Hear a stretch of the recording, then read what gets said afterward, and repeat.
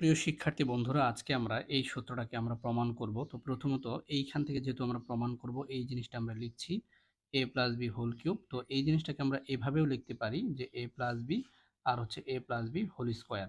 কেন বলো তো? কারণ এখানে আমরা জানি যে a প্লাস বির উপরে কিউব মানে হচ্ছে a প্লাস বি 3 বার গুণ করে লেখা যায়। তো আমরা এখানে একবার নিয়েছি আর এখানে 2 বার। আচ্ছা, এখন এইটা যেইভাবে আছে সেভাবেই থাকবে। আর এই জিনিসটাকে আমরা ভেঙে এটা লিখতে পারি a square plus 2ab plus হচ্ছে বি স্কোয়ার।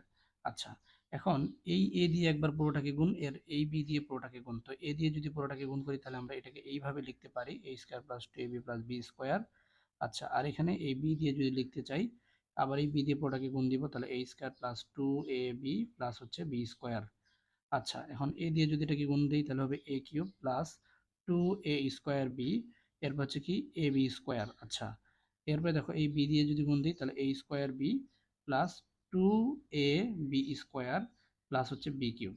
এখন এই জিনিসটাকে যদি আমি একটু সাজায় লিখি তাহলে এ কিউব, এখানে 2a স্কোয়ার বি আর এখানে এ স্কোয়ার বি, তাহলে কি হবে 3a স্কোয়ার বি। এরপর দেখো এ বি স্কোয়ার আর 2ab স্কোয়ার মানে কি 3ab স্কোয়ার, এরপর হচ্ছে কি বি কিউব। তাহলে এটা কিন্তু আমাদের সূত্রটা। তো এটাকে আমরা একটু গুছায় লিখতে পারি a cube plus b cube plus 3a square b এবং 3ab স্কোয়ার, এখান থেকে 3ab কমন যায়, মিল আছে এখানে, 3ab ইন্টু এ প্লাস বি।